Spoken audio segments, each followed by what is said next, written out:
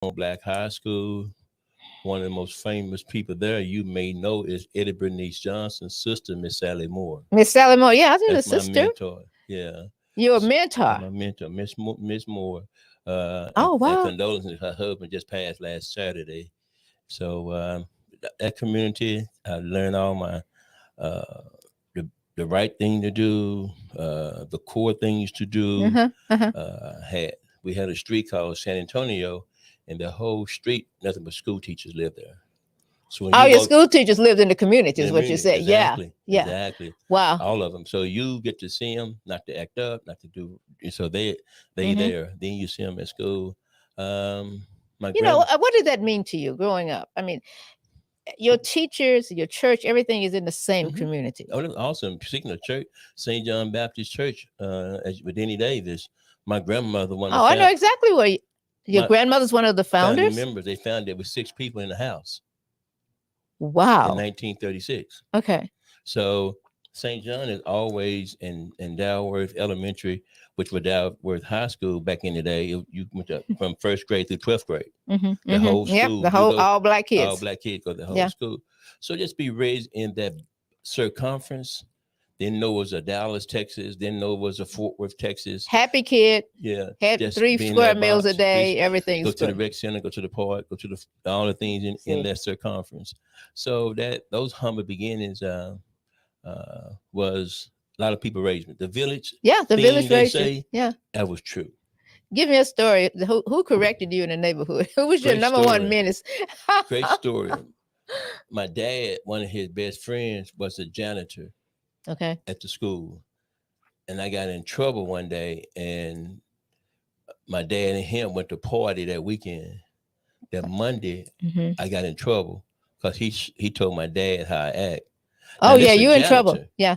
Yeah, you're Now in trouble. janitor now at the school, you don't even know the guy. So that's so the teacher already got in trouble. I got in trouble with the teacher, but he saw how I was acting, Hmm. Hmm. and no matter what they do, you don't do what they do. You don't act Exactly. crazy. Yeah. Yeah. So that's the story about the connectivity of the community. And Yeah. and that was all over in African American communities. Mm-hmm. Everybody raised us. Everybody knew who everybody Mm-hmm. was. Now you went to an all black school. All black school. One of the notable person there is Charlie Taylor, Hall of Fame wide receiver, who played for the Washington Yeah. Redskins with Arizona State and Rookie of the Year. And he was our Barack Obama. He's the guy who made it. I Hmm. mean, he went Hmm. to a D1 school, Arizona State, got drafted in the NFL. He'll come home with nice cars, nice suits. And that's somebody that we just looked up to. He was our Barack. Yeah. Yeah. And he was the Hmm. person that came back home. Oh, always. You know, I can remember when the Always. Dallas Cowboys used to spend their money in the black In the community. black community. Yeah, they had Exactly. clubs. They would Yes. come to the schools. Yes. Pettis Norm, I can still remember some of that. That first Mm-hmm. Super Bowl team. Mm-hmm. Okay, Dalworth. We got a lot of ground to cover Oh, here. that's okay. Dalworth and this wonderful community. Your grandmother was a founder of that church, that which is church. one of our mega Yeah, churches her today. name Bessie McQuinney. Bessie McQuinney. McQuinney. Yeah, and that was my parents' house last night. They both still here, 86 years old, and we was talking about grandmama, and we was talking about the humble beginning when they moved when she moved to Grand Prairie in 1930, 32, something like that. They moved from Scary Rossi down by Turl. Where's that? That's down by Turl, Texas. Scary Walk. Rossi. Is that the Rossi. name of a town? A town. Oh, Scary. Scary. Uh-huh. Why was it called Scary? Scary. Scary. I'm Okay. probably pronouncing it wrong, but yeah. So All they right. relocated and moved, and my grandfather was had found the house in Grand Prairie. No sidewalks, no streets, no plumbing, outdoor, outhouse. Mhm. That's what that community used to be. But it was such Mhm. a connection there. Oh, I very mean, much. you didn't feel abandoned. You Oh, didn't feel no, lost. never. You felt really totally at home and a happy kid, right? And the reason that I emphasize in grandmother and grandfather is that my sister and I, we're step kids, but Oh. it never was a difference. So you were a blended family Yeah, before it was it never was a difference. good. It never was. We never put that in the front. Never. Okay.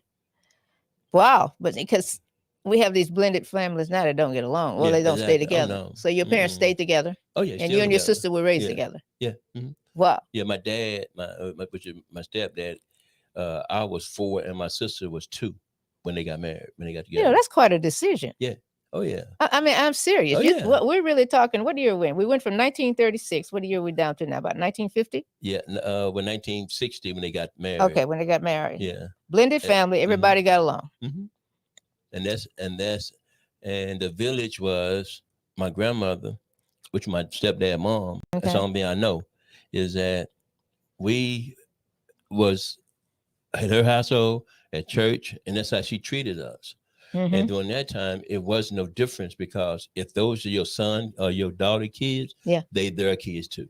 Give me some advice for people today. What do you say to people today that are blending these families? Well, my advice is that you have to make sure that you all are together in on it. Yeah. All Okay, of them. yeah. The ex-wife, the wife, whatever, everybody in. Mm-hmm. Because my real dad, who live in Houston now, he's from Little Rock, he should come visit us, me and my sister. Oh, And him and my stepdad used to go to the little club together. amazing. So even, and this is the thing about it, is that when you love somebody to, like my dad loved my mom to keep her, my stepdad loved my mom so much to let her go. Yeah, that's true. Because let him go without any turmoil, without any fuss. Well, to tell the true story, he went to the military. Ah, okay. And when he came back, he's supposed to be married my mom, but he married another lady. Okay. So the same thing is happening then. Oh yeah, it's happening now. Just that now we have a lot of drama that is part of it. Yeah, and that's the thing we live in now. What I call the Jerry Springer age. all this drama really didn't start to Jerry Springer, because everybody used to run to go watch Jerry Springer, see the drama. When you had Oprah, was by positive. Then when Jerry Springer came, it started shifting. Yeah, then you had social media started coming. It really started shifting. It's just off the board now. Now you'll spend all your time looking for negative things instead of positive things. You are absolutely right. Yeah. Now, you got into education at one point. Let's move on down a little bit. I'm talking, my guest is Don Willis. We call him Spider the Man, not Spider-Man. Y'all can keep Spider-Man. We have the real Spider the Man. And his career and his voice is just very popular all over people. Betty Coburn walked in and she heard your voice. Yeah, she did. Yeah, Miss Betty. I love me some Miss Betty. I mean, and when I say love, she said that sounds like Spider. That's capital letters. When I say I love Miss Betty, that's capital letters. Yeah, but you're loved by everybody from the okay, we're gonna move. I gotta move because I gotta get all the way down to 2022. 1960. When did you go into college? When did you go into what happened is that I was raised in Dalworth, and by raised in Dalworth, went to middle school to high school, but this was so ironic. In Grand Prairie in Dalworth, we call it county line. Okay. It's a Arlington side and the Grand Prairie side.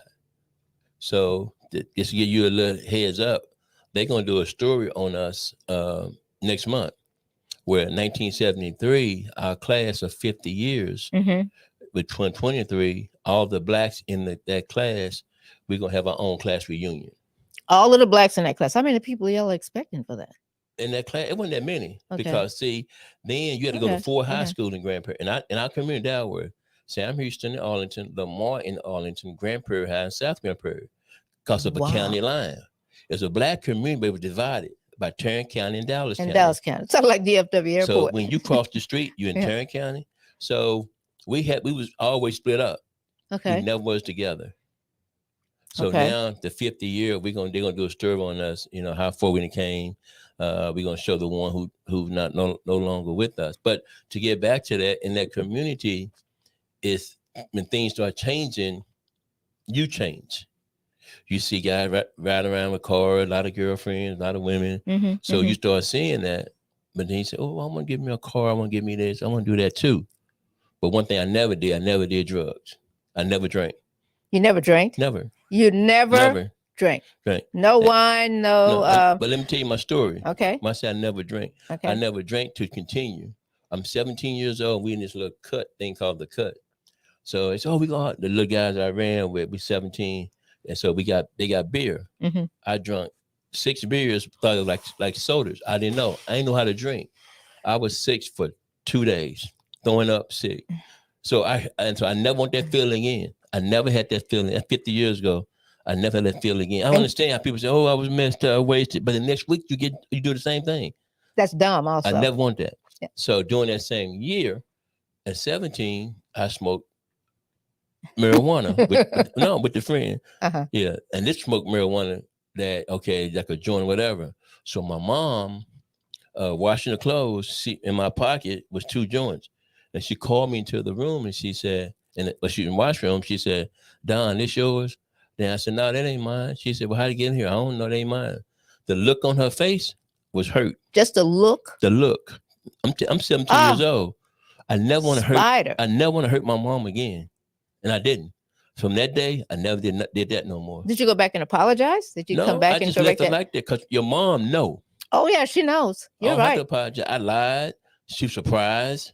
No, I don't do that. But you did not do that. That's an amazing analysis. No. 17 years old. 17. Oh, I know. I'm not. See, one thing I already knew inside of me is that I guess it's just that connection with your mom. I knew I ain't gonna hurt that lady. That's my girl. That's my girl. No. That is amazing. What. Oh no. And the thing is now is that saying they say honor your mom and dad, the days may be longer. I believe that to the fullest. Yeah. I'm 67, they still 86. So I've been honoring them. I believe that. What we're listening to is an amazing story from an African-American male, of course. We call him Spider the Man Willis. And he's talking about just knowing himself at 17 years old. And these are stories. What I love about this story is that, he's telling this story like it's something that we all should be aware of. That we all should be living and going down this lane. And we did one point. What did integration do to us, in your opinion? The worst thing ever happened to us. The worst thing? The worst. Well, you're going to have a couple of people that disagree with that. No, the worst thing. Okay. Because they try to change our outer instead of our inner. Oh, you go to a white school. Oh, you add up to white people. Oh, you can everything was white, but we would never be white. We would never. We would never get their DNA. I'm laughing because, I never thought I was a white woman. Never even crossed my mind. Never wanted to. If you go to white things, you're supposed to be white or better or this and that. No, it's the worst thing ever happened to it because we're the only people, this is my opinion, in America who don't have a culture. We don't have a culture. What are you identifying that with? I thought we don't have, we just got 19th of June. What are you saying? But Hispanic, no matter how much money they give up, they still have their culture. Jews still have their culture. You name whoever, whatever it may be, because we don't even get along with our brothers in Africa. So where are we connected? You got a very strong point there because you just mentioned 2 groups of people that spend their money in that neighborhood. Now, and I remember reading once before that the Jews turned that dial over 9 times. It's Hispanics. They're doing 100%. Because they build their own villages. And when I said segregation was the worst thing, because our mindset was a generation from slavery, where we want to be like the white people and want to be free. And so our mindset is still turning, but we hadn't stopped and said, no, this is who we are. So are you saying, in other words, that we're still slaves in our mind? Of course. You can be a $5,000 square foot home and still be a slave. You can have four Range Rovers, you still be a slave. If your mindset is not free, you're not free. I think you had to say that again. If your mindset is not free. Your mindset, not your mind, not your education, not the... And your mindset is a process every day, how you walk and talk for you. But that's hard for us to do. You know why? But why is it so hard? We're educated now. We have degrees, Spider. We have houses, as you say. No? Why are you educated? Why am I educated? Yeah. Well, I went to school. I went to a university. And what's your main purpose of education? Well, it was to get more education so you can get a better life or get into a better life. But that only happened for affirmative action purposes, right? So now, needing your thoughts on what the education is. Education for African-American people is to enhance our people. Education now for Black people is to be a consumer. If I get my degree, I get my master's, I get my vacations, I get my house, I get my Range Rover, I get my Louis, I get my Gucci, I get my stuff. Yeah. I get That's stuff. consuming. You become, you're buying stuff. Our mindset is if I accomplish things, I get gratitude through stuff, and stuff is commercialism. See, we will never be savers unless we get the mindset of stop spending. You can't do both. Yeah. If we stop spending.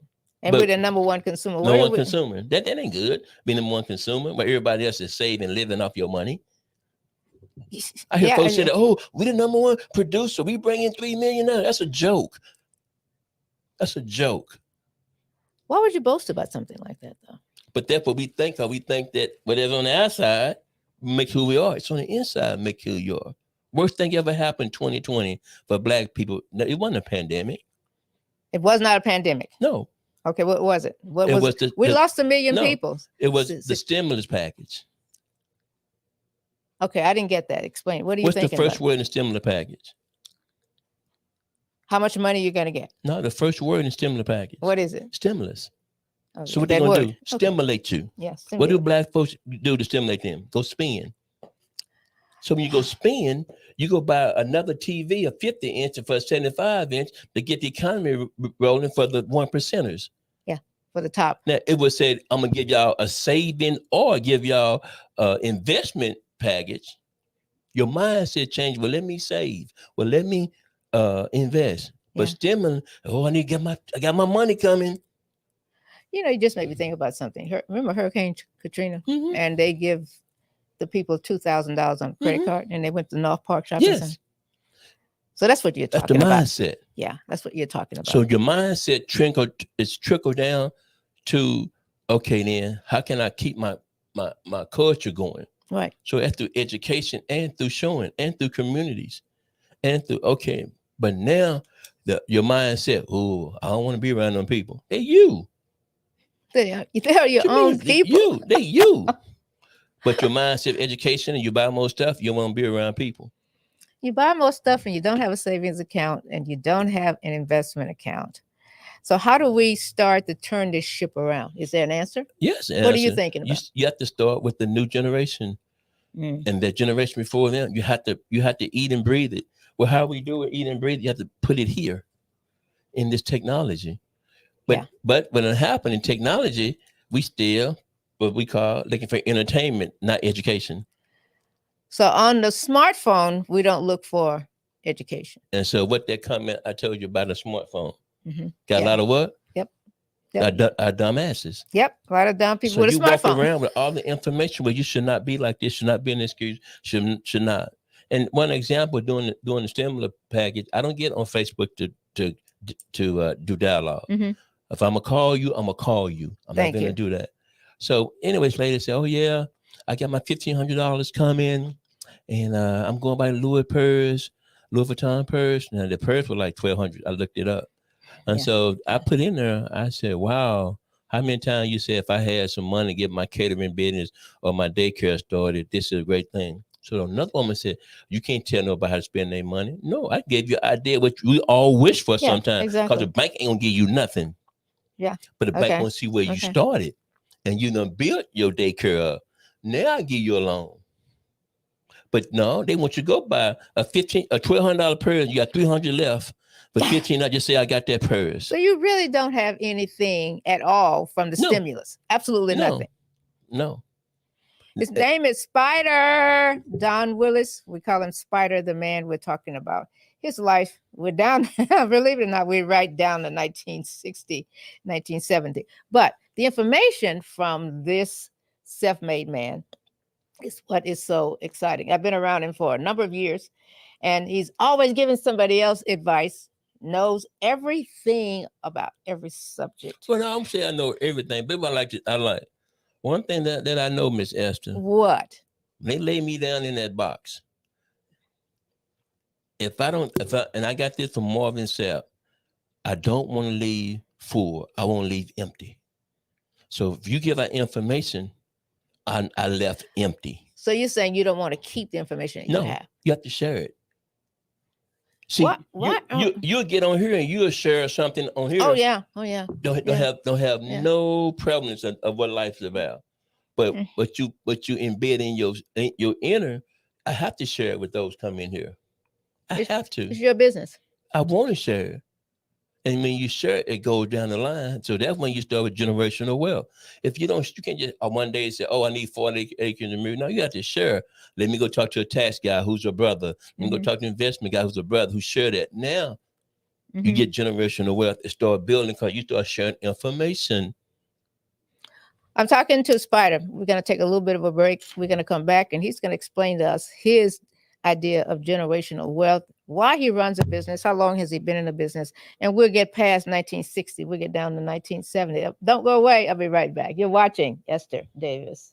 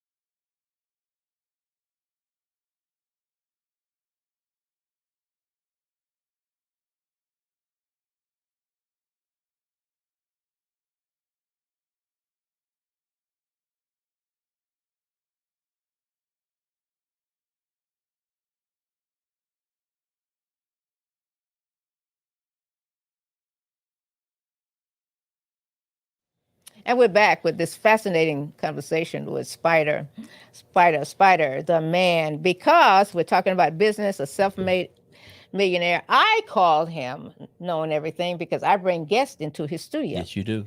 And when we get in here, number one, they know him. Number two, they get on a subject. If they don't know him, they get on a subject that is stimulating. They talk about ideas and clauses and places and people. And you are a Teddy Pendergrass fan. You read his book. I love TP. I read his autobiography.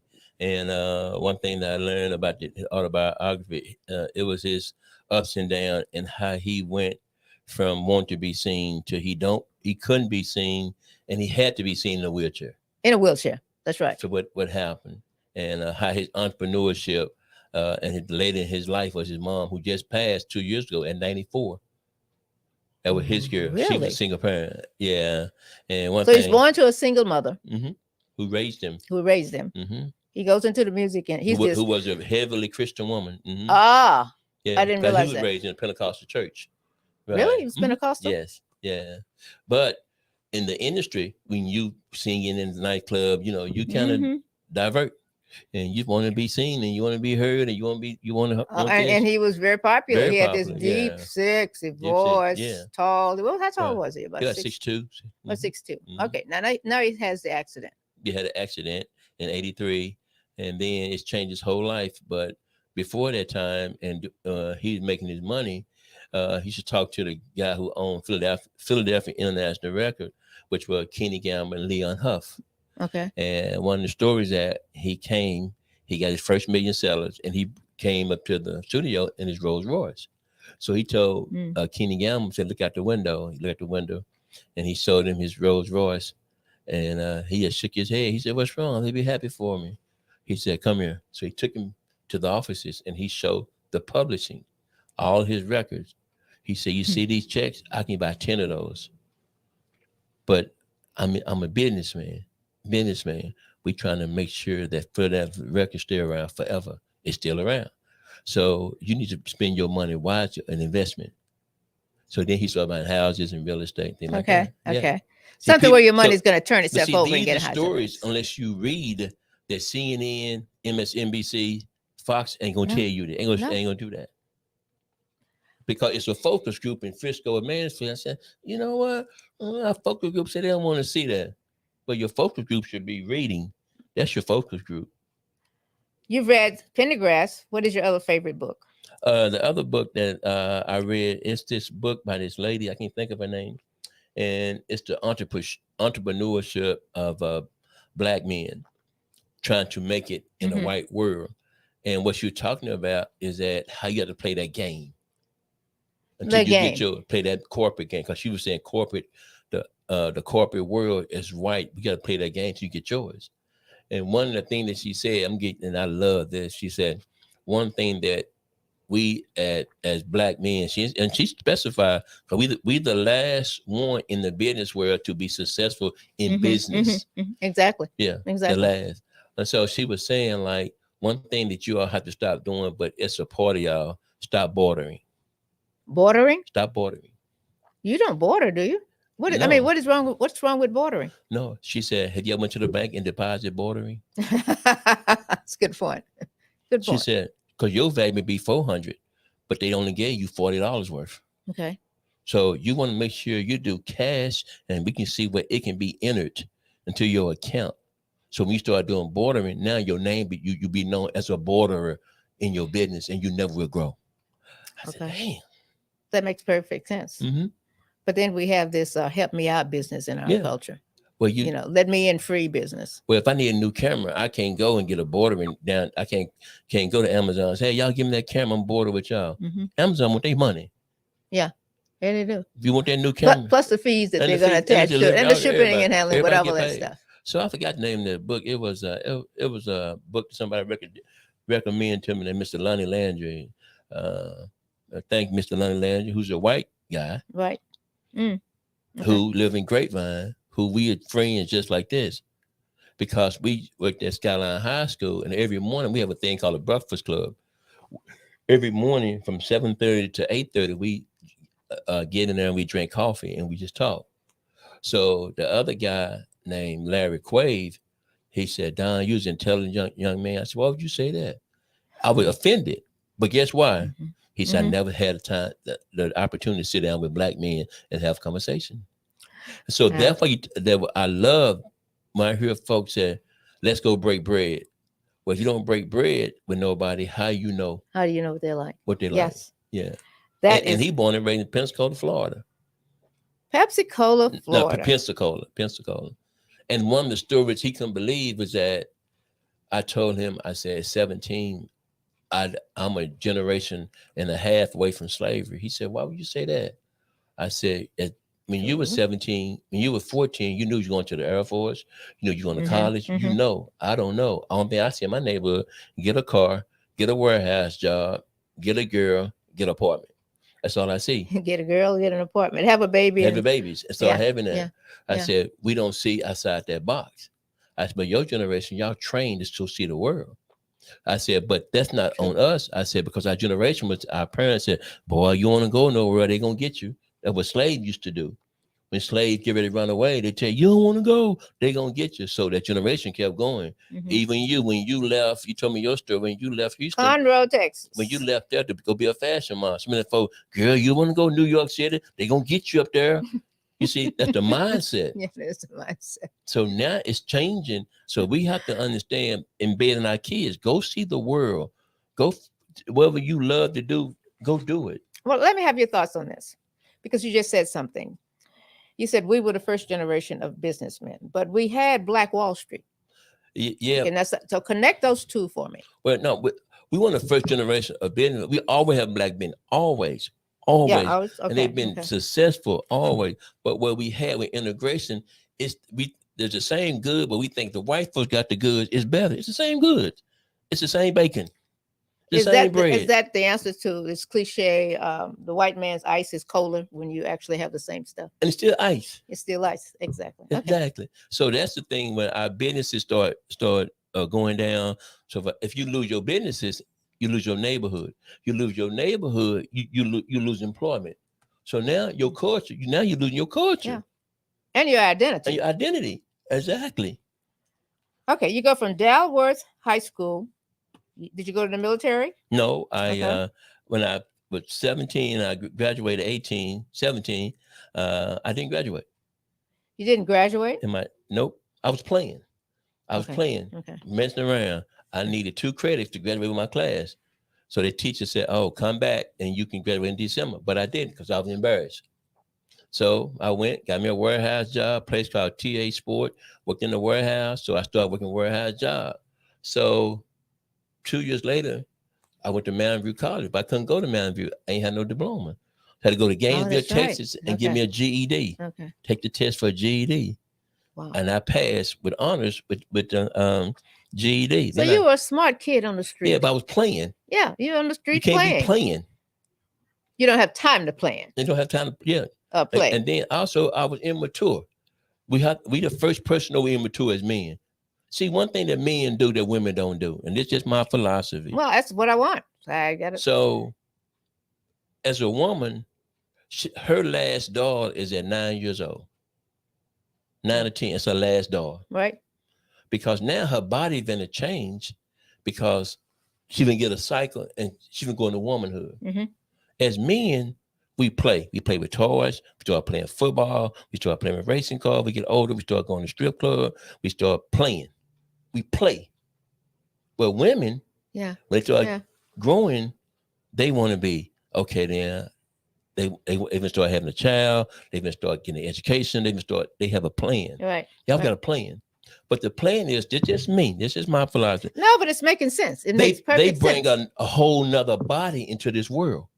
So responsibility is embedded in them. You hear women say, "Ooh, my hormones are calling to have a child." Yeah, yeah. That bring a whole nother body. You got to grow up. You got to grow up. Yeah. It forces you to grow up. Yeah. So sometimes we say, and our main thing that women don't have, we all say, "Oh, I got time." Oh, you're 21. Oh, I got time. No, you don't. No, women, you don't have time. You don't have time. That time slips away. And it's funny how time slips away. So when you don't have time, you playing. So I was playing. I wasn't focused. Oh, I got time. I can do this. Oh, I got time. No. And then other thing, when God gives you wisdom, we should fight it out. Well, wisdom is for you to grow up. We fight it. I ain't ready to get no kids and this and that. I don't want to be bothered in that. Yeah, but when something in you and you hear wisdom start hitting you, you start doing what's called stupid stuff or frivolous stuff or stuff don't make no sense. So my mom always told me, said, don't have no kids because you can't take care of yourself. So all my friends were 17, 16, got a 18, baby, having babies. And I was scared because my mom said, we ain't bring no kids till you learn to take care of you. So that's the thing that always pushed me. And then I wanted a wife with 2 kids, 2 boys and 2 girls, but I didn't know how. I didn't know how to get there. You didn't know how to choose a woman, or you didn't know how I didn't know how to get there because as society went, now in the 70s, you want to be single and you want to be dressed up in a corner. Then when the 80s came, you want to be a bumpy, your BMW and all about you. Yeah. So you still want to do you. So when did you grow up? Ooh, I didn't grow up till my early 30s. Is that normal, or were you just a little late? I was late. Maturity. I have no problem being late.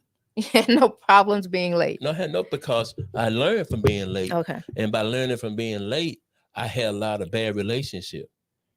I was looking for love in the wrong places. I used to think that every woman I had was wife material, but she wasn't, because I didn't know women. True. That is true. So that's how I had those experiences. Well, so fast forward, we're in 1970. Fast forward to 2022. Do we know women now, or have women gotten better, or are they worse? Women done got to the point now where guys don't understand. Guys okay with them being equal or being competitive. Instead of understanding is that we should understand that men in 2022, it's okay for my woman to be smarter than me. It's okay for her to be mature than me. Because that's how it's processed. See, one thing about a man when he get a woman, she will let you lead if you know how to lead. And you have to learn to lead if you want it. So one thing about my wife, we met online. You met your wife online? Online. We met online. We're talking 1980 now. You met your wife? We got married. I had my first marriage, got married in 86. And we dated for 7 years. Then we stayed married for 3 years. So I still wanted to be single while I was married. I stepped out in a relationship. Yeah. I'm be honest. Yeah. That's a normal route. It was the 7 years. I thought it was sucking faith just going together, but it wasn't. It's commitment. It's more now than ever. And so I stepped out. And then when I stepped out, I didn't know what marriage really is about. It's about sharing and carrying the ups and downs, but it's still that me came, well, shoot, that's me. I ain't doing that. Let's get back to what you said earlier. That's the mindset. Mindset. So we had to go to church on Sunday with her parents. I don't want to go to church with her parents. Go find our own church. But that's the mind. Yeah, but you have to be a part of families when you marry. May not want to, but you have to. That's a growing up process. Listen, man, he's talking to you, and that's what we need. We need that role model. So my current wife now, true, we met online, but one thing that got me, she told me, she said, when I met you and you started being there, I know how much money you make. I know how much money before you know, but I like your grind. I like your hustle. That's all women want from God. Their grind and their hustle. The grind. What is that? Grind is that, see, get up every day. Get up and go to work. Oh, yeah. See you doing something positive instead of running the streets. Your grind. Seeing that you have interest. See that you volunteer. See that you care about your fellow man and your fellow woman. That's what women want. That's what women want. That's what they look at. Yeah. What is your grind? What's your grind? Exactly. And not just getting up and going to work every day. We're just doing something positive in life. And see, and the other thing is that as a man, I never had my female friend, the lady that I dated, they never were my friends. So you and Trudy, we friends, became friends. We friends online first. No, I can go with to be together. Okay, but when you get together, you work on your friendship instead of and also your relationship together. See, in the past, I want a trophy piece. I want a yellow. I want a light skin. I want a dog. I want to look good. Okay, a trophy piece. Is that a good looking woman? Everything is on your hip, on your side, but you never know what's in her mind. What's in her thoughts. And I got this. See, my biggest thing is that I love in life is that I learned so much from women. Did you really? Oh, yeah, from women. In your family? Yeah. Well, women, my family and women that I date and women that I come across. Really? Oh, definitely. Because see, we don't conversate as men. We talk about three things: sports, female, and cars. But women, one lady told me, I never forget, got two stories. I didn't know how to date women with kids. She had 2 kids. And we go places, just me and her go, her kids wouldn't go. And so she just let it go for a while. So one day she called to the side. She said, Don, she said, I mean, no, so you never asked my kids go when we go out. And but I'm gonna let you know, me and my kids like Twinkies, we come together. That's right. I never forgot that. That taught me just by that saying. And you didn't blow up. You didn't give her a whole lot of noise about it. No, because I got it. What did you say? Did you say anything? No, I mean, just said, yeah, Deborah, you're right. Because I was thinking she right. Because she women observe stuff and you don't even observe stuff. You think, I got it. She got 2 kids. Me and her, we hanging out, whatever. No. So the second piece of your advice in this exclusive we're having with Don Spider-Man is listen to your woman. Oh, yeah. Listen, especially the women. And then another young lady I tried to, and this is the most profound thing I had taught me by a young lady. She said, we was kicking about 6 or 7 months. So got to the point, we got ready to get intimate. And she asked me a question that I couldn't even answer. Nothing about asked me that. She said, why are you going to be intimate with me? Ain't nothing about asked me that. I said, duh. She said, why? I tried to cover it up, but she said, what's my favorite color? You ain't know my favorite color, but you want to be intimate with me? So she separated intimacy from sex. That's really what she was. Yeah, she let you just want to just get with me, but you just really get to know me. Oh, gee, that happens a lot. Yes. So so my thing is that I'm an internal. See, we only be internal when we benefit something. I'm all sharp and smart when I'm benefiting something. But when she really broke down and said, why you want to have sex with me? You know my favorite color. And I didn't. If I get to know you, hey. Yeah. And then it becomes important enough to you. And then you start this relationship based on your common ground versus getting into bed. But what I like her stand. Yeah. She stood up for herself.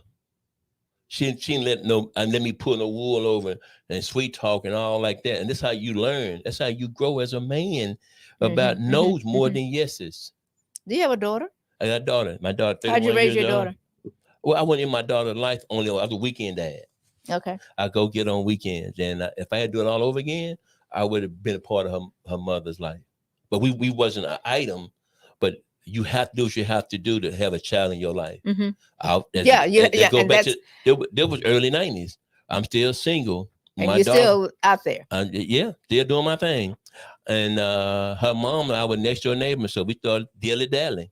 And then she got pregnant, had my daughter. And then I've had my daughter. I just wanted to just still do me. And her mom had a trump card, which was my daughter. A trump card. That's a trump card. If you had it all over to do again, what would you do Oh, I differently? would have been with Cheryl for my The- daughter, because my okay. daughter was these values I'm talking about. Yes. She would have been a part of it, and my daughter's fine now with like 4 grandkids. She doing great. The little time that we had on the weekends is that we'll sit up and talk, and she said, "Dad, I remember you told me that." Cause I go get her every weekend on my weekend, but I took her to my mama's house. No, that was her room was, because I didn't want women that I was dating to get attached to my daughter. You're attached to me. I'm gonna put my daughter. I might be with Janet this week, Betty that week, or whatever. You're not going. My daughter wasn't going to see me like that. Never did. No, I'm going to do that. What do men do when that's happening to them today? They're with woman A, B, C, and D, and you got this daughter over there, and you take the daughter with you. We see a lot of that. That's a bad reflection. What's the story? What are you telling that child? Well, see, the first man or woman life is your dad. That's true. Yeah. That's the first person they see. So if she see me running around with women and see me like that, I'm not stable. Let me tell you how me and Trudy been together for 10 years. Don't you know that when I called my daughter and told her the news, you know what she told me? She said, "Dad, I thought you were going to never get married." But the point, I know she was watching me. Oh, they watching you. I didn't know that.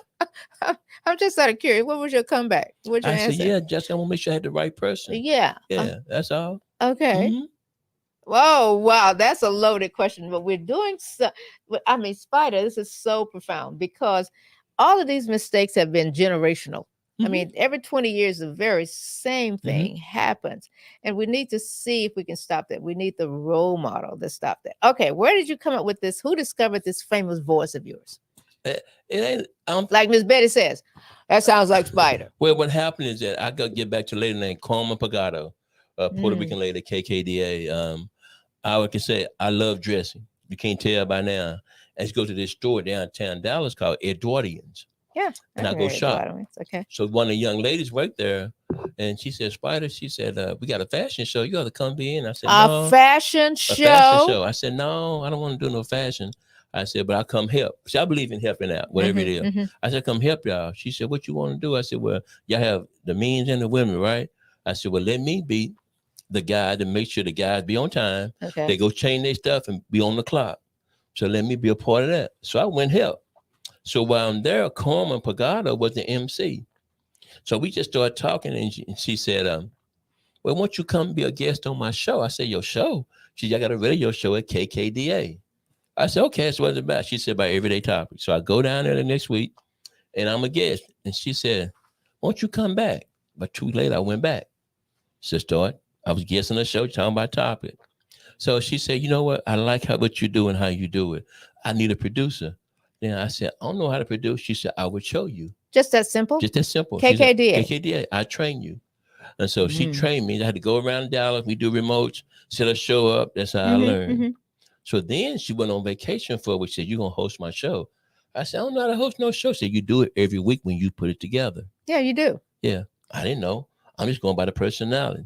So that week, I hosted her show. Okay. And I did good. So after, before she come on, Roger B. Brown, the sports. Well, I remember Roger B. Brown. The show before that, I used to call into his show. Well, when I started doing his show, he used to ask me, "Stay over and talk with me about sport." So I stay over and talk to him on his show. So then eventually he went on vacation. So I hosted his show. So that's how I got in. And that's how people know the Spider famous voice. So that's how I got in. What do you say to people when they say, "Oh, you speak so well. You have this sexy voice"? No, I just think it's just when you learn in the industry and you learn that my tutelage come from KKDA, where we had to be on time, be on break, play on words, and you listen to yourself. And what I tell people here doing a podcast, if you don't go watch your podcast, who gonna critique you? Yeah, true. You listen to my voice all the time. After the show, we get our tapes, and I go play them in the car. And you critique. I critique. I know exactly. And that's how that came from. But my main goal was, and I let people know here, is what you do here, you get work out of this. Yeah. I became a writer for the Downtown Business News. You sure do. And then I went, the Dallas Morning News have watched me, used to listen to me, and the guy, I forgot his name, bless his heart, he passed. He said, "You want to come cover some sports for me, high school sports?" I said, "Oh, I think about it." So I said, "Let you know in a week." So I let him know in a week. I went to Garland and met me. He showed me how to, what you call, do high school games. As high visibility. Yeah. So As I high started doing high school visibility. games. Yeah. Yeah. So while I'm doing a game in Pleasant Grove Stadium, a guy I used to listen to as a peer announcer. He said, "You thought about being a peer announcer?" I said, "No." Nah. He said, "You'll be great at it." I said, "No." Nah. He said, "Well, my homecoming is in a month at TSU. I train you, and I think you'll be well." I So said, "Okay." all of this is by And contacts that's why I and tell people, connections. you have to go and be a part Yeah, of well, something. you have to be. And that's how you network. Nobody gonna That call you to that's network. true. That's true. So he trained me, and I start doing the games at DISD, Irving, Arlington. So it's a different voice. So you may say on the play, go match, 1st and 10. Be sure to go to Concourse 8 for your pictures. So he taught me that. So That's Spider's voice. so them things that you learn just by being in association and you listen, you watch people, because people think networking is that, okay, I got your number, got your email, No. you're gonna call me. No. You still got to touch and shake hands. Or you got to call them. Got to call, and you got to be persistent. You got to be Right. determined. I mean, all of these things are part of this. What are you best at? Wow. That's a great question. Oh, yeah. I mean, because question. I've seen you now. I've known you all of these years. What are you best at? Wow. That's a great question. I have him at he's speechless. Wow. That's what it is. I never looked at that. I really haven't. Well, you're good at, you have your own studio. Wow. You have a litany of people. You have your own parade. You got pictures of famous podcasts. When we brought in Roy Jones Jr., he loved these, all of these icons you have up here. And then finally he landed on Muhammad Ali. The man wasn't even talking to me, but you were here that day. Yeah, here that he day. wasn't even talking to me before that. Muhammad Ali shows up in the form of a book. We can't shut him up. Oh, I know what it is. What? Okay, what are you good at? What are you good at? What are you best at? And that's the picture of Spider Studio. Those are, tell us what that is. That's Studio A, where we show homage to all the people who contribute. But while you're in the studio doing the podcast, you get to see that you can be a part of that wall as well. So we want to make sure that when you come here, you're here for a reason. You're not here just to come give us your money and go out the door. That's why you can come and do your own podcast. Your podcast, exactly. You can come and do your own podcast. And we had an information. What is that? Is that the same picture? The same wall. Okay. The thing that we create. Yeah. And we have a lot of clocks, because it's about time. You can't get in every room. We have a lot of clocks. I noticed that. Different time zones that we create. And all of the platforms. That's just the social media room where we do social media. That room right there, where all of the young people come here and they do a social media. But back to that question, what I'm good at is fearless. That's a good answer. That's a good answer. Nothing nobody. Nothing. You're not afraid of anything. Nothing. No. I'm talking about for as in the industry. Right. Yeah. If Denzel come in there, have a seat, let's talk. I'm not amazed. So he's a man. I want to ask some questions. Fearless. I'm not fearless. That's it. No matter who come in here, no matter who I meet on the streets, whatever, no matter. Fearless. Then why don't we have more podcasts? I mean, you didn't ask me to do this, but this is real important to me. Communication is important. Well, the thing is now we are the new digital world that I think the word is that we still in the infancy of entertainment. What does that mean? Infancy of entertainment? Yeah, because see, when you hear people say, I'm going live. Okay. What you going live for? Is it for something positive, something for your business, something for your industry, or you going live just to go live? And it's okay. We have to use the resources we have to grow and build our network before we can start playing. No, but when people come in, they said, Spider, I want to do my own podcast. What is your next answer? Oh, my next answer is that we do what we call a site. We do an interview with you. Okay. We don't sign you. An interview, 11 questions, see if this is really what you want to do. Okay. If you're fit for us or we're fit for you. Wow. Out of 11 questions, we'll see, and we'll go over that. Now, 3 people come here. One come here to talk about Trump, one come for a hobby, and one come for a vision. If you come here for a vision, we're going to work with you. Okay. If you come here just for a hobby, we're going to work with you. But you come here just to be mad and talk about Trump and be negative and cuss and drink. No, we ain't the place for you. Well, I like the studio. I like the warm setting. The people that come in here, absolutely. Well, number one, they know you. Number two, they want to be a part of. But the thing I've noticed, Spider, they're totally confused. They don't know what digital means. They don't, and that's the thing that to hear you say that your goal is to come here to lead, not to stay. Hmm. So we got training. Okay. We do training to make you a better podcaster. You're gonna see some of the Eva Gray Coleman does our training, and that's the one thing. If he bring the photos up, you'll see some of the training we have every 3 months, and we have the National Association of Black Journalists where they meet every 4 months at a location. And so we want you to come and get trained on that Saturday morning or that evening when we have the facility. If he can bring those photos up, you'll see the people. Wow. See, we believe, and those are all podcasters. They're all podcasters? Yeah. So we want you to be better. How to go out of break. Are they in training? What are they doing? That's a Saturday morning. We have your thing. We train Eva training them. We train you how to come out of break, how to dress, how to turn, how to talk into the mic, how to do those things. Your goal is here, and this is on their own free time. Hallelujah! That is a podcast. Here's the answer right here, right here. That's Eva. That's our train. He may have a picture with Eva. She's been in the industry for over 30 years. Yeah, she has. Yeah, Frisco ISD, DeSoto ISD. Now she's in Aubrey ISD. Doesn't she have a national position somewhere? And that she is on the board in the National Association of Black Journalists. So we want you to be your job to come here to get good, to leave.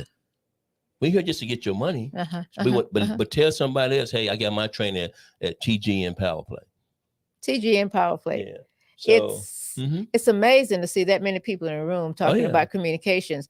And that's what it is. It's communicating with. Now, you also, with digital, we can cross all of these continents and divides and get into other countries. Well, thanks to a young man named Keith Good News out of LA, who we merged with back in July. And you see this young man just 36 years that's old. Keith and that's when we Trudy. Me and Trudy on it. When we signed the paperwork, went out to dinner. He looks like a kid. He is so sharp. And we signed the paperwork when we celebrated. Okay. It's now TG and Media Group. And then when him and I went over the paper, he flew down from LA and we went over paperwork, spent a whole 8 hours going over paperwork. 8 hours with Panera Bread, and we signed the deal. So our goal is his generation is to run this. That's our goal, is get somewhere and sit down. But we still want to be the mentor. We still want to show people how to do the we need that mentoring. Oh, yeah, we know. Because this is his generation. This is what he do. See, and this is one with baby boomers. We still want to IBM, Big Blue, tell folks how to do this and do that. No, you got to know when your time is up. Say that again louder, know because when we your don't time is know. up. But with him, I just want to put gas in the car and ride with him. He driving. I'm glad to be in the car with him.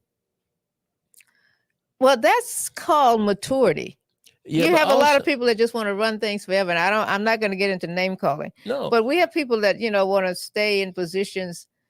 See, one thing about if you lay your foundation right, folks gonna ride with you. Yeah. One thing about that young man, he said, when I met you, I knew that I was gonna be a part of you. And you know how we met? On the phone. What do you mean on the phone? On Friday nights is my slow nights. I have slow nights on podcast. So on Friday nights, I look around the country, LA, Chicago, Seattle, and I go look at other podcasting stations. So I email or I call them and say, hey, I like what you're doing. So Keith picked the phone up in LA. I said, hey, I like what you're doing. I see what you're doing. I don't mean no problem.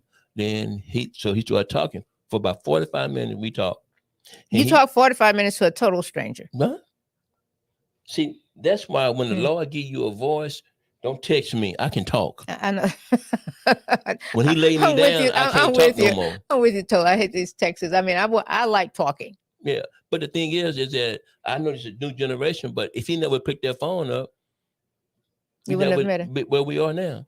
And the first thing he said, I'm glad you called me, because I had about to give up, because I didn't know I was doing this thing right. He's doing it right, because podcasting now is, you don't know. Yeah. When you ain't got nobody to co-sign for you, or see that, this is an older guy that been in here. Oh, here's a guy came from regular radio. Oh, here's a guy with another. He said, okay then. And he said, you didn't know it, but you didn't know that I was going to be your business partner before you did. And he did. He was right. So after the 45-minute conversation, how long was it before y'all became partners? A year and a half. That's fast. No, this is why I know that he was good. No, it was a year and a half before we started talking, but about 2 years before we signed the deal. Okay. Okay. But he brought his team down here twice for one of those training classes. So I knew he would adamant about what he's trying to do. He flew him down at his expense. His expense. At his expense. Well, now you're a teacher, an entrepreneur. We're getting into 2000. How should we be? And I have to ask this question because so many people, Black people, have smartphones. When Apple introduced the smartphone, the day they introduced it, 51% of those phones were bought by Black people. Are we using the full potential of those phones? Okay. How do we get to the educational side versus the entertainment side? Go back. What do you mean go back? Well, one thing that we don't is that we only like entertainment information. See, Dick Gregory always said when he come here for the Dick Gregory. Oh my gosh. For the Sheriff Don't Smith believe the hype. Is that we'll go into a room and he'll talk. Yeah. And he always says, so you have to start using watching TV and media for information, not for entertainment. So what we got now, we have a entertainment. Well, one of the things that Black people, when we was poor, we had a TV. Everybody have a TV. So we had a TV, it was more entertainment for you. But in your house, you should have had books. So when you turn that TV off, go read some books. Right. So now we never turn this off because we're looking for entertainment. Entertainment. So instead you got 2 sets of encyclopedias in there, all of the languages of the world. Exactly. And you're telling me that we use it for strictly 99% for entertainment. Whatever percentage, it's way overdue education. So now you want to I'm just speaking of my people. Now you understand why this Asian kid's so smart. Well, he learning about coding. Why this guy in India, they learning about the software development. Now you're worrying why this white kid so much. They learn how to write. Because one thing you would always need in your life is how to write. Yeah, and spell. Oh, you gotta know how to write. What is coding though? I gotta interrupt you because I've heard that before. When they use the language to put the things together on the digital web or wherever it is. Coding, it's very popular. And now they have coding classes for kids and stuff like that. Our producer, he had coding. Now his degree is radio and TV, but he had to learn how to code to put these software packages together. But it's all of a sudden I hear young people talking about, because I speak at schools and they say, well, we're learning coding. But then I go to another school and Spider, they don't do that at all. No, because sometimes it's that what the curriculum is from the top. Sometimes in school, they babysit to the education. Babysitting through education. I haven't heard that before. Have you heard that one before? Babysitting through education. You drop your kids off. And you pick them up. Drop them up at 7:30, get them at 4 o'clock. They babysit. You ask for their homework, what they did, what you did, whatever. Yeah. Ask for the homework. Ask what happened at school. Spend some time with your child. But coding, let's go back to coding because I'm confused with coding. So after you go and take radio and TV, how does the average person or a 20-year-old that's lost? I don't know what I want to do. I'm not going to finish high school. I'm not going back to school. Well, one thing you have to do is that you have to go, and your counselor not going to tell you always what's best for you. You have to go into the workforce, into places like me, because I always tell people to come, bring your child here to see what we do. Bring your child here to see what we do, because he or she may want to do this and want to be a part of this. Yeah, at least put the thought in their minds. As a counselor, all you get is a book or a pamphlet. So what I'm saying is that take your kids to businesses and see how it process. So if you see how business process, he or she may want to do that. That's right. You want to take them to a firm where they want to be an architect and see how the process of drafting work. Brian, while it's on my mind, pull up the telephone number for TGN or for Spider. Just pull up the number. We're going to put it on the screen before we take off. Because it'd be that blue screen at the end. There you go. Because it gets to be so important. And there you are. You can. If you would like to have your own podcast to enhance your brand, to expand your business, or have friends and fun, contact TGN PowerPlay Media Group. Google it.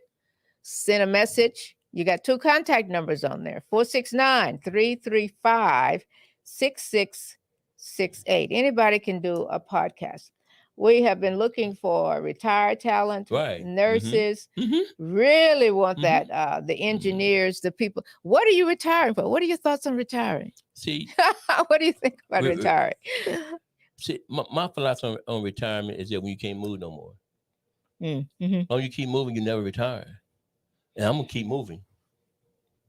I'm gonna keep moving as Okay. long as he let me move. Okay. But to speak of that is that not only when you come here, if he can bring up the thing, we have a lot of things that we do here. If he can bring the other screen up, when you just don't do a podcast here, isn't it? We are a media group, and with a media group, we go to events. Bring that screen up about the event. So here's some of the things that we got do. going. Okay, Like TG and PowerPlay. We doing In-N-Out Burger. What So, In-N-Out Burger? well, we'll go there and you'll be with us at all the podcast show hosts. We'll go there and we'll meet the people we have on PowerPlay shirts. We have our tent. We have all the TV, everything. And we give out your show, your information. So folks want to go and find you. They come and get to interview people like that. So that's a promo we go out and do. I'm sorry, a demo event. That's March 18th. April 15th is coming up. TG and PowerPlay. That's the one Eva come. We have the breakfast training. I want to come to that. Yeah, you'll be here. Yeah, you'll get that on the 15th. May 19th is Radio TV Workshop in Los Angeles. That's when Keith had the workshop. That's all the people in the industry that he brings, like script writers, gaffers, video people. Okay. So we'll go to Grip. Yeah. So we'll go to those training classes. He'll bring those folks, and it's all day. Yeah. And that's a good, where do you want to put those miles? If you have miles with the airlines, here's a great opportunity. Right. Go out to the workshop. Juneteenth celebration. That's June 17th, South Lake, Texas. Well, we be doing that because South Lake, they fought having a Juneteenth. So this lady came in on the podcast. That's what your guest or somebody guest? Yeah, she was my guest. You're right. Yeah. So she wanted They told her they would not be having a Juneteenth. That's right. So we got in contact with her. So she got information. So we'll be doing a Juneteenth out there with her. And see, and that's what that was a network came just from your show. Yeah. I remember her. And she lives out there. And South Lake, people don't know, should be a Black community. Now it's the rich and famous. It is. But there's some Black rich and famous too. Asian rich and famous. And that's another mindset because we still think white folks have all the money. No, that's not the case. The Essence Music Festival has always been one of my very, very favorite things. That's our pilgrimage. We shut pilgrimage. You shut. We shut this down for 4 days. We go there and we interview from Radio Row to we do live remotes outside, go to the stadium and do interviews after concert because we give the people podcast the opportunity to learn how to interview, learn the process, how media work. Media, is it moving too fast for us? I mean, let that stay up for a minute, Brian, because I want to come back to it. But media is changing really fast. Yeah, you got bloggers, you got all these folks in the industry now, but what's missing is the next thing, the National Association of Black Journalists. You need that training. What is NABJ? Is that that's what National Association of Black Journalists? That's a national convention. Okay. Where everybody you see Black on any TV station in America is a member of that. From Lester Hope to you name it. Lester Hope. You name the who's who. From Greg Fields, and they go at their convention. So you got all these seminars for 4 or 5 days where you learn to be good at what you do. And your job is to come and be good at what you do as a podcaster. But you have to go back to the beginning of the show. You have to invest in yourself. Yes. The travel miles, the money, the time. Yeah. Now, if you want to have a hobby, none of this don't mean nothing to you. You come in here and just a hobby, bye. But the visionary people, that's what we want you to be a part of. It's the stories that we really need. Yeah. The Black stories. There's so many that have not been told. August 19th is the TGN PowerPlay Appreciation Dinner. If he brings some pictures up, you see some previous. That's the day where everyone, we appreciate you being a part of it. So you win TVs, laptops. Oh, is that the group? Yeah, that's the room that we'll do it at a big papa though. That's all the men podcasters. Then we had another one with the women. So we recognize everybody because you give us. Look at those gorgeous. I mean, all of the glamour and the handsome we men. give back. Yeah, you give back. You have to. Yeah. So your time, your appreciation, your monies. So out of those two groups, just give me a ballpark figure. How many? What is the audience like? Give me a number. It's that they're bringing their spouses or their dates, and it's just a room just for their time, and it's about 50 to 60 people in a room. But what we do on that day, everybody who got a podcast is win something. They get something. Winner. Everybody. Everybody from But your $100. numbers, what I'm trying to get at, if CNN says we have 100 million people watching our show. Well, we ain't got that point. When as we build along the way, we can find somebody to sponsor that and buy that. And that's the one thing that we do compared to other podcast stations around here. Your show ain't the best show. My show the best show. That's right. Ain't no best show. They're all good shows. One thing you give us that everybody give you your time and your money. Your time and your money. Because we don't have a focus group to watch you every week and say what you did good or not. Yeah, and we don't have a Nielsen rating either. We don't have that. And we can't pay for that. But what we can is that we're going to show appreciation, going to recognize you, make sure that everybody's a winner. We got this old saying here that we use. If we eat lobster and you eat shrimp, we all eat good. But it's a podcast and the opportunity for your voice to go across the world. Be a part of this new resolution, this new revelation, this new power shift, the digital. I want to know, I got two questions. And one is about the chip factories that we're moving back to the United States. What is that going to tell? How do we get our children ready for that? The chip factory said also that now is that when the chip factory is coming back now, you'll be a part of that company to be an investor. You just won't be an employee no more. There you go. That's why they're coming back. Because now I got my employees here. Yeah. So now since the pandemic, everybody see how that 1% making all the money, but the 1% need you to work. So 1% said, let me give you a piece of the pie to be an investor or a part owner. Right. So now when the chip factory come back, you can get your job at chip factory. You're gonna make $4 an hour, but you're gonna have some stake, some stock in that company. Yeah, put money into it. Exactly. Now they're gonna give you shares. Yeah. To be a part of that. Yeah, because you can go there. I give you $10,000, sign up. Then after a year, you quit. I got to start all over again. Keep spending money. But now if I give you shares and I give you investment opportunity, your kids gonna be able to have that. You're talking about economics now. You're talking about generational wealth companies have got hip now. I can't run no company without no people, but I got to find a way to keep them. They told us about 20, 30 years ago we were going to have this paperless society. Oh, no. Everything going to be paperless. Yeah, everything was going to be on the computer. Everything was going to be automated. Yeah, it's some of it, but you still need documentation. That's why cursive writing is so important.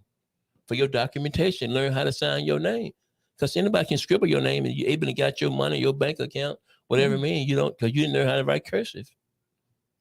If you had to write something to yourself, let's say you started your own diary. What would your note to self say? This kid that came out of Dalworth, Texas, 1930, back to your grandparents, your grandmother being one of the founders of a major mega church today.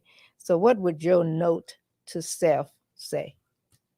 Wow, that's another good one. I can't believe it. I know you got another good one. Yeah. Okay. What would you write down? My note to self would be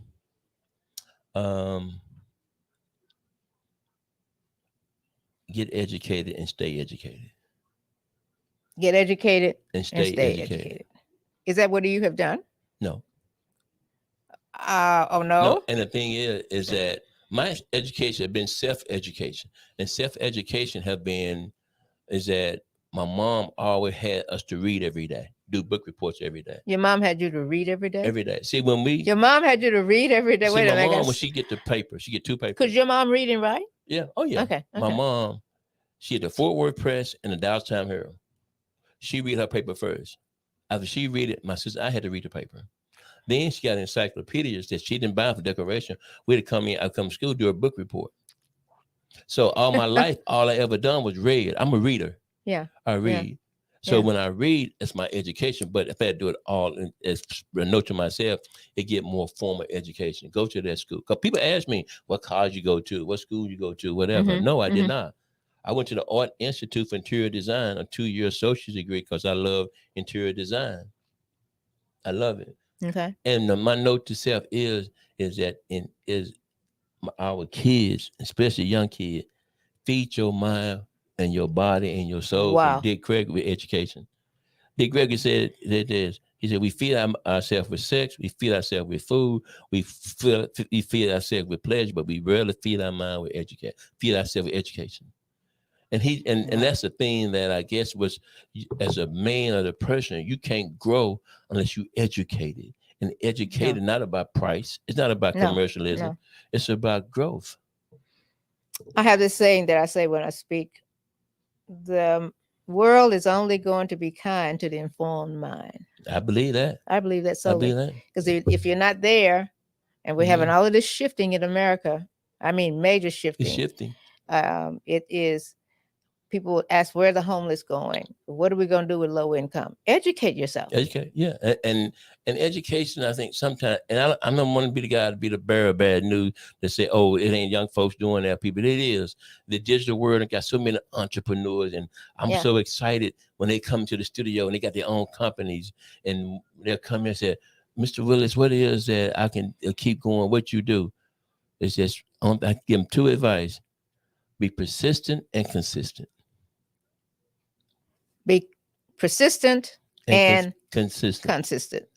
Yeah, that consistency, I wouldn't have put the two. Even like some days here, I mean, I have podcasts, but I had to come in that door and do paperwork. I had to come in there and take some training class.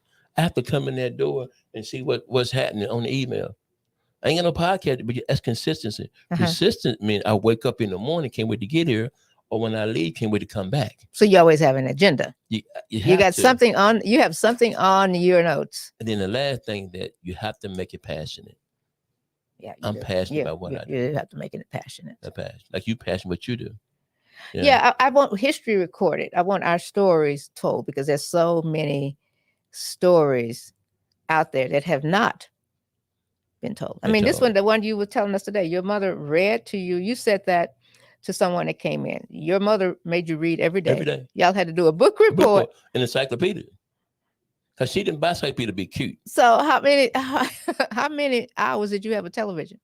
Oh, we had watched TV, but that's one of the perks. Okay. If you don't watch TV. That was a perk. That was a perk. Mm-hmm. Yeah. Okay. So, but my aunt, it was a principal. Amazing. My aunt was a principal and a math teacher in the Little Rock School District, Miss Earlene Fowler, for 40-some years. So my mom didn't finish school either. I mean, my mom finished school, but when she out of school and we got here, my mom worked in cafes cooking. But what you do don't define who you are. True. So my mom was raised by their dad with 5 kids, because her mother died breastfeeding her. My mom was a baby. So I didn't know this back in the 30s and 30s. They had CPS too. They come to take my daddy kid. He said no. He'd take his kid. I didn't know they had CPS in 1930s. Yeah. They wanted to divide the kids up. Go over here. Oh yeah, they did have orphanages. Yeah. Okay. So he said no. So he left Ruston, Louisiana, went to Little Rock, and he became the guy who worked on the train to serve people. A porter. The porter. Yeah. And he took and so my uncle Buddy, he was the oldest employee for Little Rock School District. He worked there 59 years before he passed. My Earlene was for Little Rock School District, worked there 42 years. Uncle See, Jay, that is just amazing history. Yeah. We stay on a job 59 years, and that there was no talk about retirement. If they did retire, I guarantee you can make a phone call to Little Rock, Arkansas, ask any of your sororities or anybody about Miss Earlene Fowler and Mr. Buddy Leonard Willis. They gonna know them. My guess, this has been a great show, and it's been great because I'm in Spider's studio. But can I say something before you leave? Sure. You don't know when I met you, do you? No. I met you in 1982. Oh my gosh. You was a rep for Kodak. I work at a company called Europac. Okay. And Europac is a military brokerage company, and used to come and service our machines. And I was booked in the mailroom, and that's why I met you. And you gave me your card because you had to go to Rochester, Kodak all the time for training. And we was right here on Skyway. Yep. I can remember I had the military accounts. Yes. Military finance and oil companies, but I did the training. In fact, I talked to one of the guys I used to work with, and we worked in, you know how you work in those teams. So I was talking to Matthew Miller, who was a maintenance man for Kodak. And we worked in this, our mainline computers ran about 100,000. I did the training, the black guys. We had this black team that was so dynamic, they had to recognize us. They sent us all to Rochester. I was in Rochester maybe 4 or 5 times a Yeah, month. you told me that. You said I'm going a lot Yeah, because I go to yeah, Buffalo and Rochester a yeah, lot yeah. to train. Mm-hmm. But they finally recognized the whole team, and we were all Black Mm-hmm. employees of this Wow. company. Kept the machines happy, kept the customers happy, and but we worked. Well, wait a minute, they treated us well. We made money, but we did serve the The company and the company, well. brand very, very well. We did our Oh, jobs. yeah, that's how I met you. Yeah, I didn't know that. yeah. What kind of equipment did y'all have in before? You remember what it was? It was big. Yeah, it was. Oh, y'all didn't play. No, we didn't play. Yeah, and when you came in Oh there, my and gosh. I remember so vividly that Mm, when you come, all the guys who worked there for Europac, they were military guys, hmm and they gave you kudos. They know that they couldn't keep running without you. It was a big old computer type. Yeah. It It was a great. It was a great line. Ooh, that thing was big. And see, that is so far back. You should know about the advancements we've made. 19, let me see, in the 80s, Kodak, Hewlett Packard put together the computer with the driver's license and social security numbers. Wow. I didn't know that. Wow. Now, that was a concerted effort that went on 10 years on this end, paperwork, partnerships, who was going to be the partner. Then it's actually done. Then we're in New York, Rochester, New York, with just the training. Right. Okay. All right. Then companies were doing the same thing they're doing now. They do trading, and Kodak buys Fox Photo. Oh yeah. Okay. Yeah. We had 8 markets, so I don't know anything Fox about Photo. that. Yeah. I don't know anything about, but it was, and we had affirmative action was in vogue then. But the one thing I remember about affirmative action, they had the sharpest minds, and we did our work. Mm-hmm. So now it's before the Supreme Court. This is really important for those of us that remember it. It needs to stay there. Mm-hmm. It needs to stay there, not necessarily for Black people now, but for everybody, for the dreamers, for the Hispanics, for the other people that are coming in. That's yeah. Before he get that life for me, but one thing that I want to say too is that not only that I'm a privilege to be on your podcast, is that you been a part of change. You came from terrestrial TV, terrestrial radio, and you keep evolving. And by you evolving, it let the young women and young lady. I remember you had your TV show over on Round Table. Oh my goodness! I came over there on Round Table here in Dallas. That's the street when you had one of the first African American women to have. Yeah, that was the first. show. That was the first over there. Yeah. That was public access. Yeah, over there. I came to a couple of shows where there were some friends of mine, and so this is the thing that I'm so excited about where we are, and we just continue to evolve because I do. When my grandmother says, she always says, "Sonny boy, get somewhere and sit down." But she said it when you sit down, she'll say, "You all right now?" Mm-hmm. I'm all right. Mm-hmm. So in the industry, I want to get somewhere and sit down. Let Keith run this. That's my goal. But I still want to be a part of it. At least you're passing it on. Oh yeah. You got this baton, and the baton is being passed. The goal is that our goal is that to get a small RV, get it wrapped, and we gonna we putting stores in B market. Oh really? Yeah, like Baton Rouge, Birmingham, Memphis, Jackson, Mississippi, Shreveport. Because in B market they don't have podcasting media places like us to give them the tools and the training. So what we'll do, we'll go from city to city, check on and see how it's done, and we open these stores up. That's the thing. That's what we are. So now you know where we're going. You know where Spider is going. Because in the industry now, you got these things that, I can do Zoom, I can do it from home. Yeah, you can. But we are a media outlet to help you be trained properly. Yeah, you can. We're not knocking that. We take you to events. We let you work on your brand. That's why behind you is your brand. That's right. Every time somebody come here, it's not TG PowerPlay nowhere on there. We teach you about branding.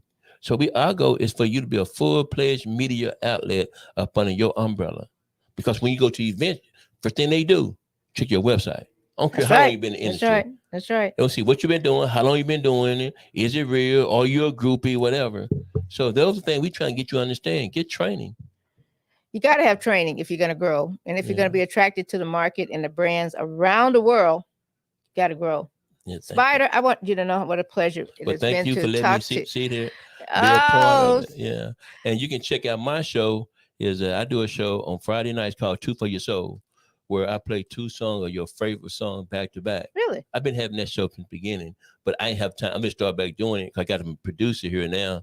I'll be doing it, and what we'll do is that we'll play 2 Earth, Wind and Fire's, 2 Luthers, 2 Kenny G, and we'll have guests and conversation talk about the title of the song. So it called Two Those for Your songs Soul. had so much meaning. And Oh. it's lyrical, and that's the thing that we talk about, and we break it down, and we had that conversation.